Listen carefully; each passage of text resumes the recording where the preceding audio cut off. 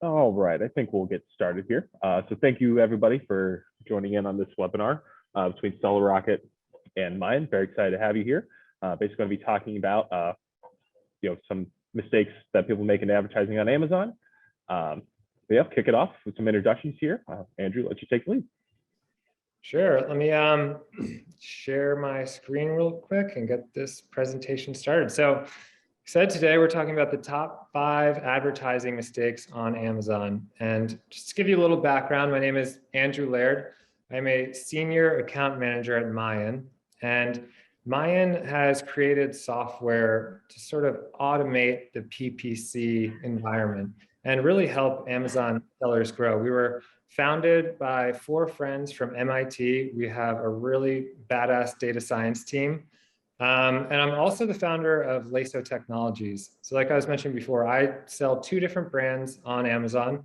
One is called Pro Shot Case and one is called Title Sports. Most of my products are based on the underwater world. It's one of my favorite things to do. So we sell masks, snorkels, fins, underwater iPhone housings, things along those lines.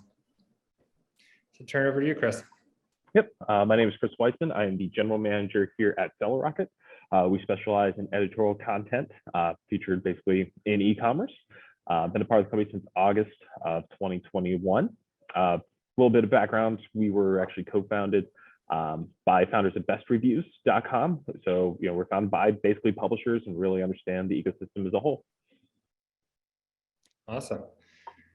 So jumping in, advertising and marketing on Amazon. Why is it so important? So I'm sure most of you already know that it is important to advertise on Amazon, but I want to give you a little bit more color on some of the data we've collected over the past few years to really understand why, especially today, it has become so important to not only advertise, but advertise effectively and make the right decisions for your brand through the advertising platform. So first of all, about 50% of clicks go directly to the first 4 sponsored products at the top of the page. So that's a sponsored product, top of search advertisements. That gets a ton of traffic. I know it has that little, sponsored underneath it, but the reality is a lot of people don't even necessarily realize that's a sponsored ad. And it's such good placement that it's kind of a no-brainer that you need to focus on advertising, and you also need to make sure you're getting some of that really good top of search placement. Amazon in general, they now control 12% of the total digital advertising market in the United States. So if you look back just about 6 years ago, they were less than 1%, pretty insignificant. The amount of growth we've seen in their advertising platform is pretty astounding. 12% is no joke. And that's compared to the other 2 digital advertising behemoths out there, Facebook, which accounts for about 25%, and Google is roughly 30%. But from the data I'm seeing, I think Amazon is going to continue to grow and actually take market share from Facebook and Google. And I'm expecting to see somewhere between 15 and 20% ownership of that digital advertising market in the next few years. Another stat we learned is that the ad placement, just the amount of ads on page 1, has increased by more than 100% over the past 3 years. So you probably have noticed this, but there are ads everywhere. There's sponsored brands at the top. There's sponsored display on the side. There's video ads. There's just ads all over the page at this point. So it's just becoming more and more important to really hone in on your advertising strategy, because what we're going to talk about today is a lot of mistakes that people make and how they're wasting money and advertising incorrectly.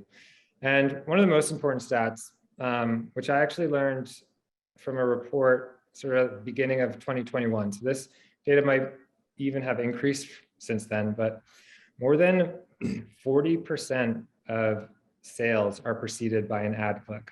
So that's an astounding number. It kind of just proves that Amazon is becoming a pay-to-play platform, and you really need to understand the advertising landscape and drill into the most important aspects. So I keep that you say 40%? 40% are preceded by an ad click. I know, right? Wow. I was pretty shocked. And again, this is a report from about a year ago. So that could have increased to even 45 or 50% at this point, just because we've seen Amazon invest so much money into their advertising platform. So let's jump into it. Advertising mistake number one. We're going to start off pretty easy. I've seen this over and over again, but customers forget about negative targeting. So this is, of course, most important for your auto campaigns or sponsored product campaigns that are focused on broad keywords. That's where it really comes into play. If you're doing phrase or exact, you're not going to really have to worry about any negative keywords because you're getting the keywords that you submitted. But this is a really important strategy, and we've saved customers tons of money by really digging into the negative keyword aspect of their campaigns. I'd say this is one area where it's very difficult to have an AI system sort of manage your negative keywords. And I'll give you an example, because Amazon does sometimes, if you're advertising on Amazon, sometimes you'll get an email that says, we recommend adding these keywords or negating these keywords. And I've just seen such nonsense come out of there. I had one customer that sells a rubber gasket replacement for Yeti tumbler lids, those little seals that keep your mugs waterproof, and they wear down over time. So he sells replacements for those. And in one of the emails Amazon sent, they recommended negating the keyword Gatorade RX bottle and then adding the keyword Gatorade bottle. And I was like, okay, that's very counterintuitive. Clearly, Amazon's algorithm is not understanding what's going on here. I think they got, I saw from their ads that they got one sale for this Gatorade bottle, which actually isn't even compatible with the product they were selling. So I'm sure the customer returned it. Maybe they wrote a bad review, but that's why you really need to have a human aspect, a human touch. I'd say this is one area where AI is not there yet in terms of identifying like some, the best negative keywords to add for your account. It takes really understanding the product and being a little, creative and searching through all the keywords that your customers are clicking on for those auto campaigns. So a couple examples here. I mentioned that I sell underwater iPhone housings. It's called the Pro Shot case, and you can take it, 60 feet underwater. It's designed for scuba divers, and it lets you film sort of underwater or any wet environment. Anyways, it's only available for iPhones. We don't have cases available for Samsung, for Google Pixels, for any other type of phone. So what I realized when I first set up my auto campaigns, we were getting tons of clicks for underwater case for Google Pixel, underwater case for Samsung phone. Obviously, these are, that's just wasted money. So I quickly negated those and saved, hundreds of dollars a month. I had another customer who sells alarm clocks. They sell watches, clocks, alarm clocks, things like that. And we combed through their auto campaigns and their broad focus campaigns and found that a lot of people are actually searching for camera alarm clocks, which I didn't know a lot of people search for that. It's kind of interesting. I don't really know why you want that, but it doesn't matter. People were searching for it. People were clicking on their ads and nobody was checking out. They, again, were wasting hundreds of dollars per month by not utilizing negative keywords. And that equated to literally thousands of dollars per year that we saved this customer in advertising spend. So I know it seems simple, but it's something that you need to focus on. And we recommend at least going through your negative keywords once a month, maybe every 2 months. All right. So moving along, advertising mistake number 2. There's a lot to unpack here, but this is ignoring sponsored brand and sponsored display ads. So I do a lot of advertising audits where companies connect their data to our account, and I comb through their data, see what they're doing correctly, see what they're doing wrong. And I consistently find that people are not utilizing sponsored brand or sponsored display as much as they should, or in the best practices, like how they should be utilizing it. So I'll give you a couple examples. So first of all, if you don't have your brand stored registered, that's number one, no brainer. get your products registered under a brand store on Amazon. It protects your listing and it gives you access to a brand store, which you can then advertise to.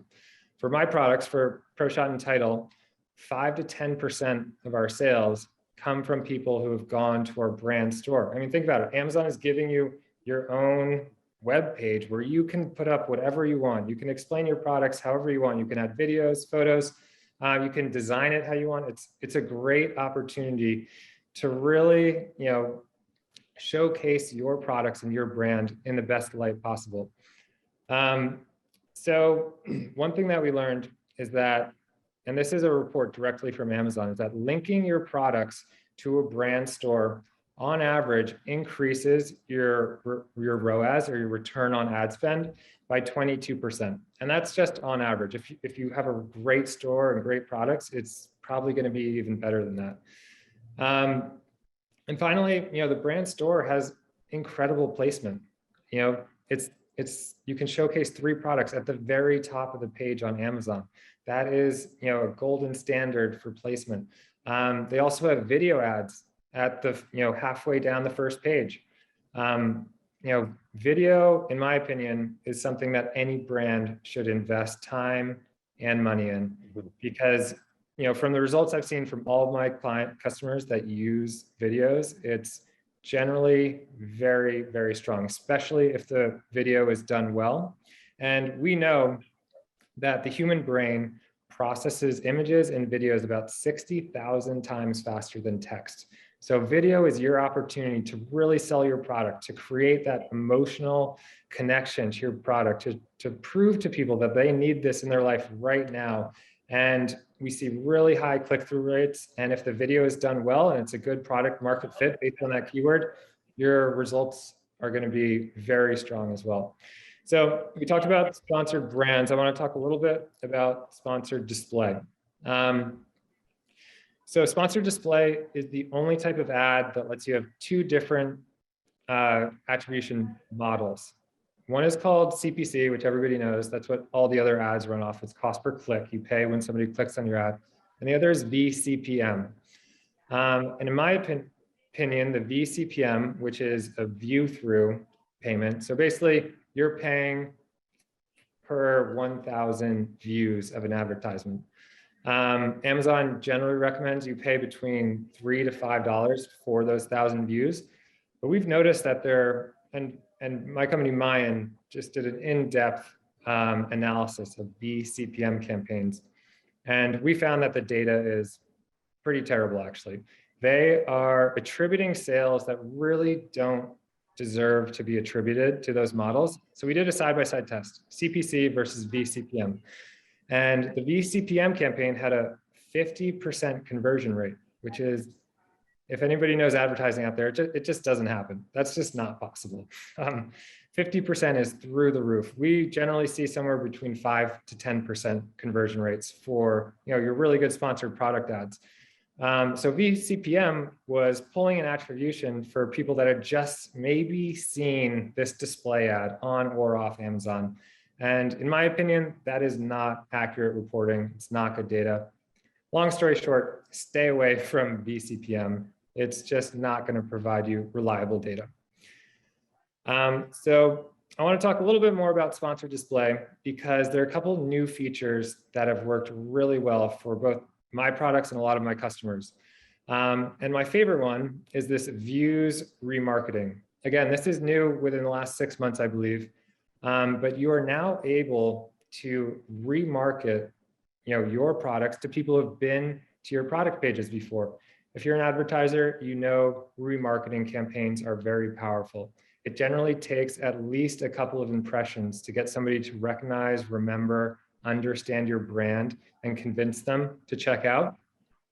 So this remarketing is great because we know sponsored display is both on and off Amazon. They have placements on all of their partner websites, including ESPN, Weather Channel. They own Twitch, which is a massive advertising platform at this point, especially if you're in the electronic space or video game space. But it's a really useful tool to use views remarketing. And I consistently see a ROAS above 5 ROAS stands for return on ad spend. It basically means if you put $1 in, how much are you getting out of that? So a ROAS of 5 means if you're putting $1 in, you're getting $5 back in sales. I consistently see ROAS above 5 for most of our customers that are using this views remarketing. What's like a typical ROAS in a lot of advertising space, would you say? Just kind of give a comparison.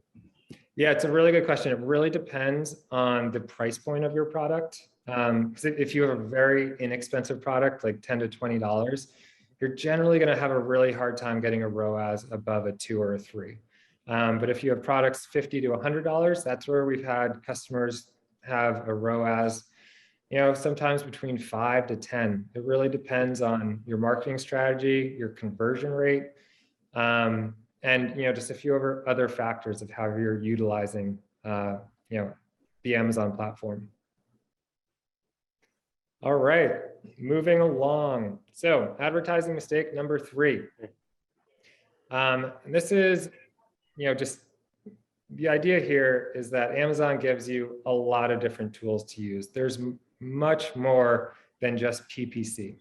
And Amazon rewards you for using their tools. So just, to give you an example of a few of them, there are coupons, there's lightning deals, there's Prime exclusive discounts. All of these are under the advertising tab in your Seller Central account. And you should absolutely test these, use them, see how they work. I like to use these in conjunction with PPC. And I'm just going to touch on a couple of my favorites. My absolute favorite one to use is coupons. I'm sure most of you are familiar with coupons, but it is really useful for a few reasons. One, it's a psychological effect. Coupon is a small box that you have to click on. And when you do that action, Amazon could just discount the product by whatever your coupon was and make that automatic, but they don't on purpose. You checking that box makes it more likely that the customer is going to check out after they see that coupon, and it improves conversion rates pretty significantly. I also love coupons because only about 50% of customers actually click the coupon. That means if you're offering a 10% coupon, your effective discount is really just going to be about 5% for whatever time period you're utilizing that for. I use coupons, about 90% of the time throughout the year, and I always recommend for my customers to have a consistent coupon strategy in place. So yeah, we talked a little bit, there are lots of other strategies. I'm actually going to turn it over to Chris, who can talk a little bit more about some of the editorial options on Amazon. Yeah, absolutely. So obviously SellerRocket, we specialize in editorial recommendations, but they're very, very important for brands, especially, some very successful brands. For a couple of reasons. One, helps you stand out amongst the competition. Obviously, when you search any keyword on any category on Amazon, you're flooded with options. There's 40 to 50 different products, standing out right on the first page. However, there's a whole section dedicated just to an editorial recommendation of a third party. And so one, that helps you stand out there.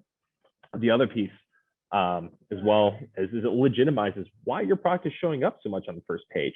So if your product is being sponsored in a PPC ad, but then also is organically on the first page, anybody can spend money to be on the first page, right? If you pump in a lot of money, they're going to put you there. However, if you're being featured by a third-party publisher who's done the due diligence and researched your product and placed you there, people are going to understand why it's actually such a good product. It's not just about the advertising cost. There's a legitimate reason why it's appearing on that first page there as well. The other piece is also combating bad reviews, because as much as you want, you may have a great product out there. Every now and then you get a bad review, and unfortunately, a bad review can hit 9 to 10 people versus a good review hits 2 to 3 people. So it takes a lot of good reviews to combat one bad review. But having a third-party publisher kind of review your products and featuring you as well, helping you stand out, also combats that bad reviews. Not every product is for everybody, but it definitely helps make it stand out amongst those. The other piece as well is kind of moving away from Amazon advertising. It's actually being featured on a Google search. So there's all these third-party publishers that have their own native publisher websites. Being featured there is huge. because one, it's going to drive the traffic back to the Amazon page. There's also, it combats or helps you find a new audience that maybe wasn't shopping on Amazon. Amazon's a very limited amount of the internet. If they find your products featured elsewhere via like a Google search or something along those lines, it's a whole new target audience that you're achieving there.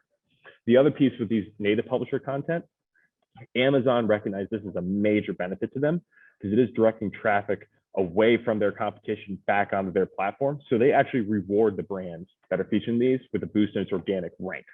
What the boost is overall, we don't quite know. We just know it is better than simple 1-to-1 ratio. We have a case study of ours of a client that does bath bombs. It's a very competitive category as a whole.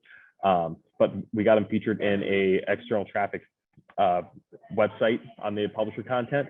And initially they were showing up on search results about the third page of Amazon. Then 2 months, they're on the first page. Wow. They're driving a lot more external traffic back onto the platform. And then this is actually something new. This is actually a new publisher we started working with. It's a big one, Yahoo. Now, a lot of people don't think of Yahoo within our generation because it's the generation prior to us, but it is still a huge player in internet searches overall. Still dominates about 10% of internet searches. You got to think, the boomers, the Gen X, this is what they grew up with. So it still is a huge, huge market. Just a little stat for you, Yahoo still gets 3.7 billion clicks per month. That's with a B, billion. Exactly. It's still huge. I use Yahoo all the time. Yeah. Exactly. So this is actually a publishing partner we started working with. What Yahoo's really good about? Deals, seasonality. So especially with Prime Day coming up in the next few weeks, right? They're very, very big on Prime Day, and also like finding products that are running a really good discount for seasonality, like Father's Day, Mother's Day, Memorial Day, Prime Day, you name it. They love featuring deals and highlighting products on that end as well.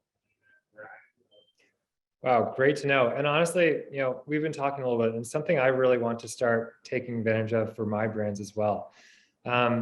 We've just learned from advertising, and this sort of ties into mistake number 4 a little bit of not bidding on your branded keywords. But my point is that showing up more on Amazon, even if you're paying for it, even if it's your branded keywords, showing up in the editorials, using sponsored display to cross promote on your own products, all of these things have a huge impact.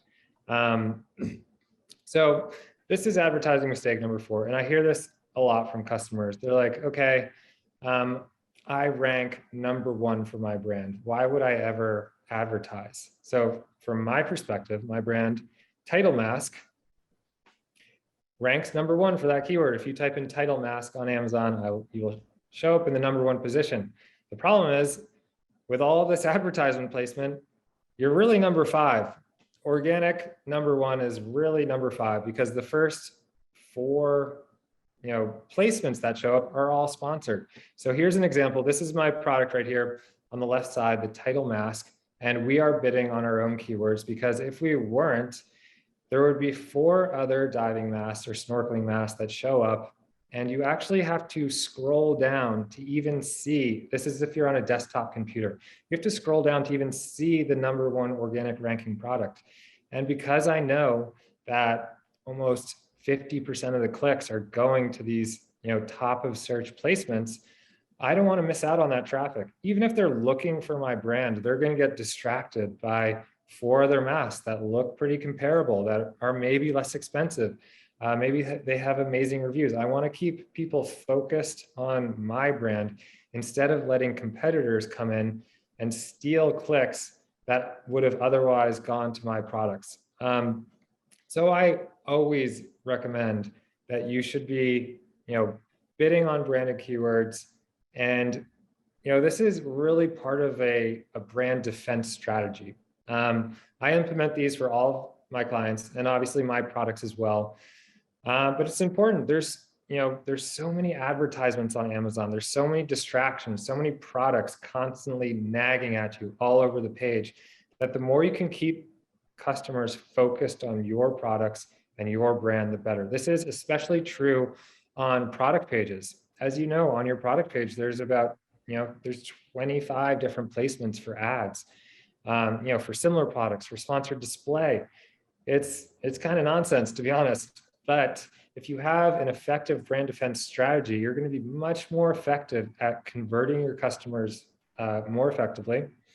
And also just keeping them focused on your product. So I use sponsored display ads and sponsored product targeted ads on my own products to either cross promote my own products or just offer up different variations of different type of masks, different types of fins.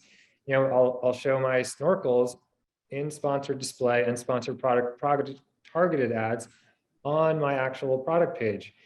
And it's wild. I get a lot of pushback from brand owners on this because they think that it's just eating into their organic sales, but that's really not true.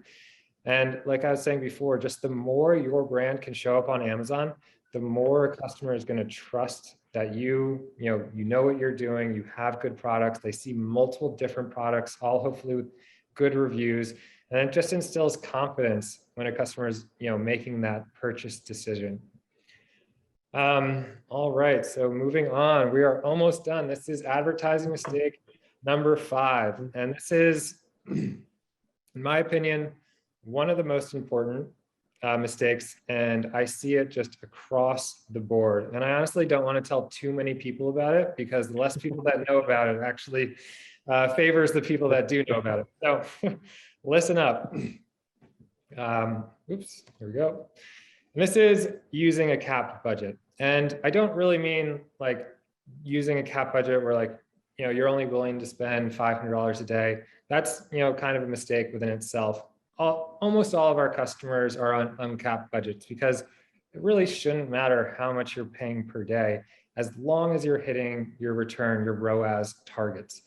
But what I really mean here is that if you set certain limits for any campaign, let's say you set up a sponsored product manual campaign and have a $20 limit, you need to check constantly when that campaign or if that campaign is running out of budget, because I see this all of the time. The second your campaign uses up that $20, it's not going to run for the rest of the day. It's going to turn off and you're not showing those ads anymore. And we talked about all the reasons why it's so important to advertise on Amazon. It's also just as important to make sure that your ads are running for 24 hours of the day. It's kind of a no-brainer, but it's almost unbelievable how many people aren't paying attention to this. So there's a new tab on the top of the page in the Amazon advertising platform called Budgets. It's still in beta, but it's available, I believe, on pretty much every seller's advertising platform right now. And if you click that tab, it'll show you the percentage of time that your campaigns are in budget on average for whatever time period you've selected. So you need to look at this and you need to make sure that your campaigns are staying in budget. So there's a couple sort of additional incentives of why you should do this. So if you think about it, every day at 12 a.m. PST, everybody's campaigns in the world reset. Everybody's in full budget. So at 12:01 PST, that is when there is by far the most competition for every single keyword out there on Amazon, because everybody is fully stocked, fully in budget. Their campaigns are firing on all cylinders. And that's why we see the highest cost per click for any keyword, really. We see this across the board. It really doesn't matter what category you're in. But we see the highest cost per click is between 12 and 8 a.m. in the morning. And guess what? That's when there is the lowest conversion rate.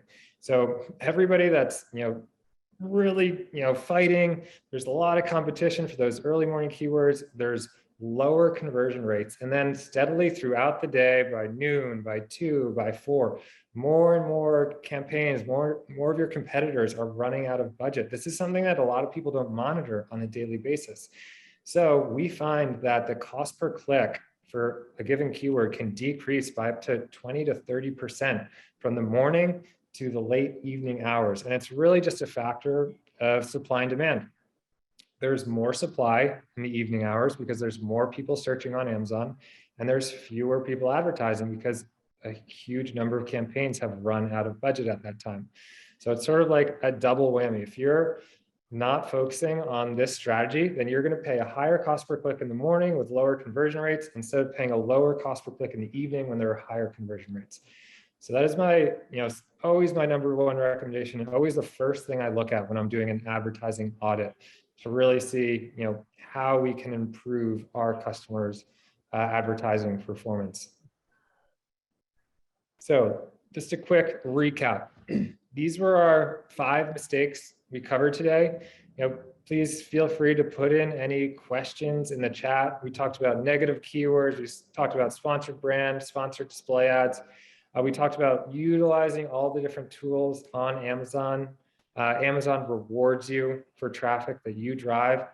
We talked about branded keywords and why you should have a brand defense strategy. And we also talked about having an uncapped budget and making sure that your campaigns stay in budget throughout the entire day.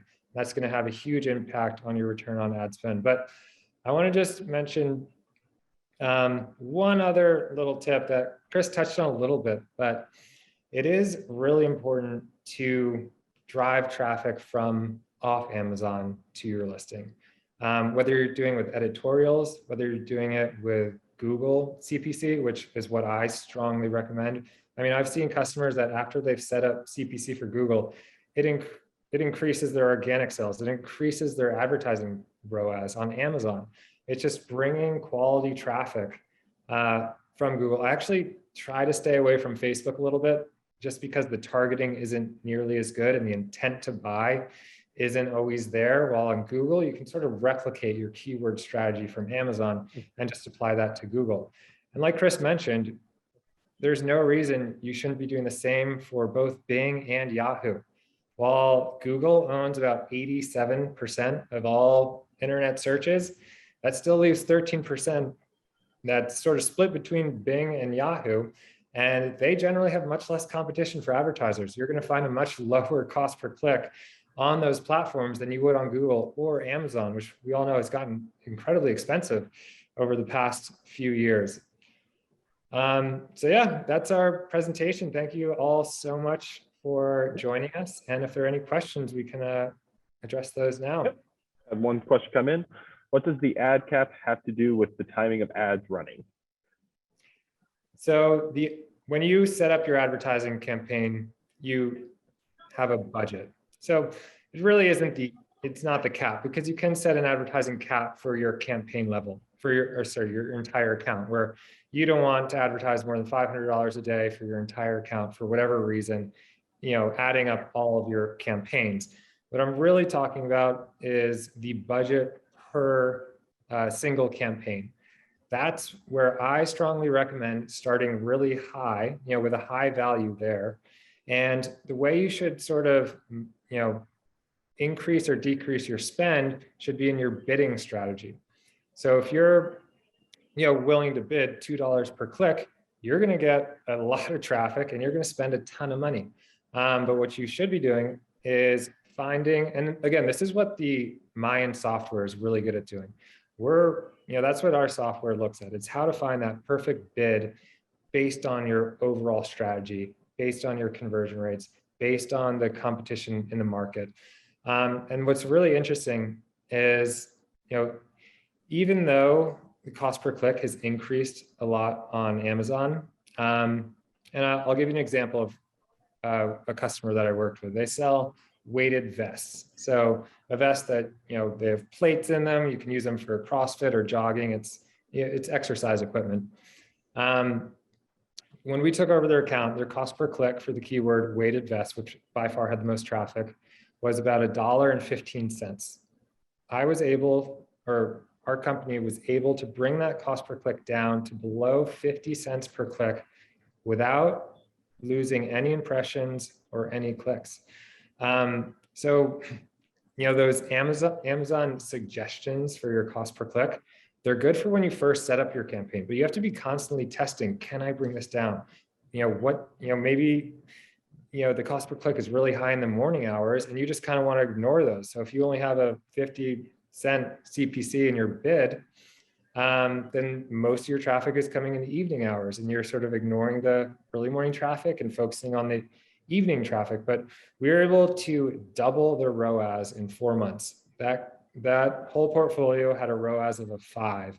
And just with our bidding strategy and making sure that their campaigns didn't run out of budget throughout the day, which they had, consistent problems with, because he was so concerned about that top level advertising spend every day. But we were able to double his ROAS from 5 to 10 within 4 months. And it's become one of his most profitable products, which now sells over 200,000 in sales every month. So that was one of our best case studies. Oh, we have another one. What type of bidding do you recommend? Dynamic up and down or down only? So that's a great question. For auto campaigns, I generally like to recommend dynamic up and down. For everything else, down only. Don't use fixed bids. And it's sort of, like what I was talking about, how in the evening hours, there's less competition. That's when we see, you don't have to change anything, but you'll see the cost per click go down if you have that bid down strategy in place for all of your campaigns. For auto, especially when you're trying to launch a new product or trying to get something jump started, bidding up and down can be beneficial. But other than auto campaigns, always bid down. Another one came in. Could you turn your campaigns off between the hours of 12 and 8 a.m. to combat this? That is a very good question. I generally don't recommend doing that, just because if you have your bid in there of what you're willing to pay, it's not like the traffic in the morning is that much worse. And if your bid is capped, you're not going to spend an exorbitant amount for it. So using a bidding strategy of just putting in a bid of what you're willing to pay for is going to naturally restrict a lot of those really high CPCs that you might see in the morning. That being said, if you can do it manually if you want to, set your alarm if you're on the East Coast, that's 3 a.m. and wake up and turn it off and turn it back on at 8. But I haven't met many people that want to do that. We do have that capability at our company to turn off and turn on. But like I said, I generally just recommend being confident in your bid, because that's naturally going to weed out a lot of that morning traffic and save your spend for the rest of the day. More came in. Do you recommend paying extra for top search placement? Absolutely. And this is something that I monitor consistently. It is very important. And you should be looking at your advertising reports, because you can get a breakdown when you're looking at your placement of what your return on ad spend, or A cost. I like to think in ROAS, it's the same number as A cost. It's just the reverse. Anyways, you should be monitoring, what's your ROAS for your top of search placement versus your product page versus the rest of search. And you should make adjustments based on what you're seeing. A lot of the time I see that top of search does have the highest ROAS, but that's not always true. It depends on the product. It depends on the brand. A lot of times I see less expensive products, like below the $30 range, have incredible results for top of search. And that's because it's a little bit less of a, intense buying process. If you're only spending 15, 20 bucks, you're not going to spend 3 hours researching all the products on Amazon. You're going to see what you want and you're going to buy it quickly. The product costs $100, $200, $300. That's when there's a much longer consideration period. And we sometimes find that top of search, they get very high click-throughs, but then it's a longer process to sort of finish that sale. There's usually a lot more research that goes into it. That's not to say that expensive products can't have really good top of search returns. I do that all the time too, but you should absolutely be using adjustments based on what your data is telling you for top of search placement. Got 2 more questions that came in here. Sure. So one, why should I hire out for advertising? I'm a little skeptical of ad agencies, worried they'll drive up my ad spend, and there's not a lot of transparency in what they're doing. I feel like I can do advertising myself, even though it's a bit time consuming. Great question. So I could have a very long response to this as well. From personal experience, and yes, you can get very good at advertising on your own, but I guarantee that our company and our software will produce better results than what you're able to get by yourself, just because you don't necessarily have the time And if you're not an Amazon advertising expert, it's going to be really hard to compete with an agency that has, software at their back built by MIT data scientists, and an account manager. That's what I am. I'm an account manager. I help brands advertise. And, I'm sure, a lot of people have had negative experiences before in the past. And, like I was saying, with that one customer who I was able to double the ROAS for, we didn't increase ad spend at all. I actually generally, when I take over account, I recommend decreasing ad spend right off the bat. I usually try to bid down, and start testing the results. Start squeezing more out of your ad spend, so that you're going to see better results over time.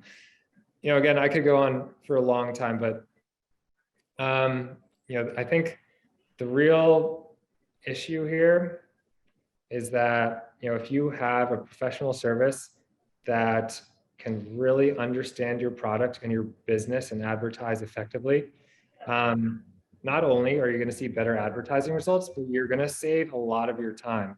And that's what we, find the most valuable aspect of any entrepreneur is not necessarily their advertising acumen on Amazon. It's how well they are at understanding product, customer fit. And that's really what we recommend, the business owner should be focusing on. What other products can I launch? How am I going to design them? How am I going to have these products sort of stand out from the crowd? So that's why, we take advertising off your plate.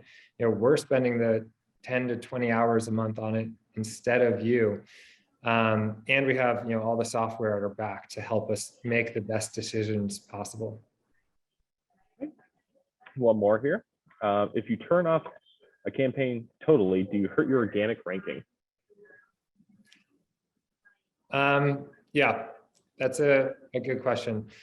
It sort of goes into the overall strategy you're looking for. The short answer is yes. If you turn off all of your ads, Amazon gives you credit when you sell a product, even if you're advertising for it. If they clicked on whatever keyword you're advertising for, you're automatically getting credit for that keyword, and you're going to start ranking better for that keyword. And if you turn off ads, your ad sales are obviously going to go down, but that will also drag your organic sales down. It just naturally happens because you're selling less products. And the number one thing that Amazon looks at is how many products you're selling. So it's, it's kind of a natural, it's just a natural decline. If you stop advertising, and we've seen this before. I had a customer that didn't like their advertising, when they just signed up, they had a 0.5 ROAS, which is pretty terrible. And, they turned off all their ads before they handed the account over to us. And I was like, whoa, wait, you shouldn't turn everything off. That's not really going to help anything here. What we need to do is, dig into your ads, optimize, find out where you're wasting ad spend, make those ads more profitable instead of turning them off. Great. Awesome. Yep. And I got one more that just came in. Does starting a new campaign over historical campaigns mean you lose the keyword ranking with Amazon? It doesn't mean you lose the keyword ranking. Your keyword ranking is, well, at least your organic keyword ranking is always going to remain the same. What we do find is that if you have an ad campaign running, let's say you set up the exact same one, the one that is already running is going to perform better until the new one gets data under its belt. You basically have to prove to Amazon that you can sell your product through advertising for them to continue to funnel traffic your way. And that's why, it's not a perfect sort of like science with what your bid is. We see this all the time where, certain customers that are bidding on the same keyword, one can get a ton of impressions and traffic, even if their bid is lower than this other customer. And it's usually because maybe their ad hasn't been running as long, or their product doesn't have the sales velocity there. And that's why when you're first starting off a campaign, I actually meant to mention this when I was talking about sponsored display. But when you're first starting off a campaign, that's when you kind of need to go with Amazon's recommendations for their bids. Otherwise, you're just not going to get traffic. But over time, once you've trained Amazon to understand that, you can drive a lot of product sales. Your ad campaigns are working. Amazon cares about the fact that they're making money. They're making money off all those clicks and all the sales, and that's what they care about. They care about the sales. So if you can prove to Amazon that your ads are going to drive sales, that's when you have the opportunity to start to bid down a little bit. And we generally, once you get to that point, you don't really see a decrease in impressions or clicks if you're able to do that at the right time with the right strategy. One more came in here. And how can you best revitalize a campaign that has suddenly stopped getting impressions? That's a good question. So when that happens, there's a couple of factors. I always like to look at the product first. Did something change with the product? Was there a flood of bad reviews? Has it not gone to sale in a long time? I feel like that's oftentimes what is responsible for a decrease in advertising. But otherwise, it could just be that there's a ton more competition in the space. And if that happens, what's likely happening is other people are bidding much, much higher for those same keywords. So, it's kind of a tricky position, because if you want to maintain your profitability, you probably can't bid up too much. But what you can do is, dig into the campaigns, see which keywords are the most profitable, turn off, the rest, and continue to funnel traffic to your best performing targets. That's sort of the best strategy. Obviously, if you increase the bids slightly, I wouldn't go crazy, but just try increasing them a little bit day over day to see if that helps with your traffic.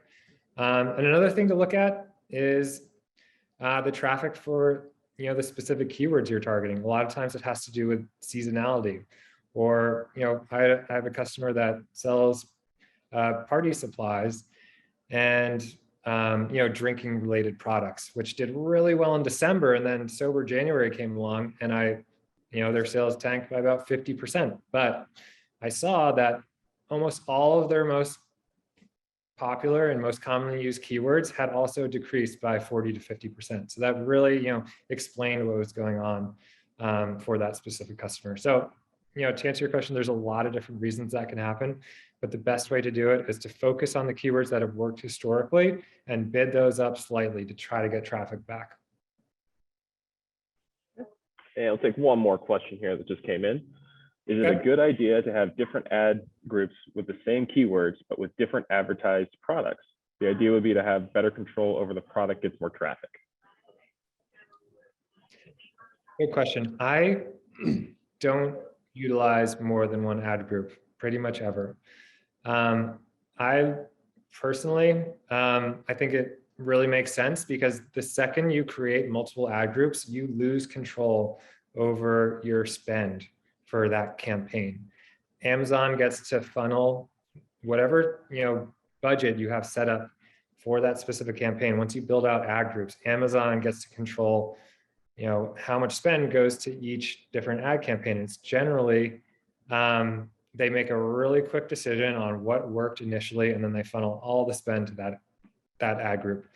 And I know your question was a little bit about having the same keyword for different campaigns or different ad groups.